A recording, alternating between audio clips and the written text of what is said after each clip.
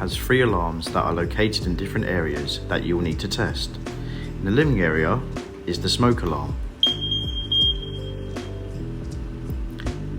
Based in the kitchen area, first is the heat alarm.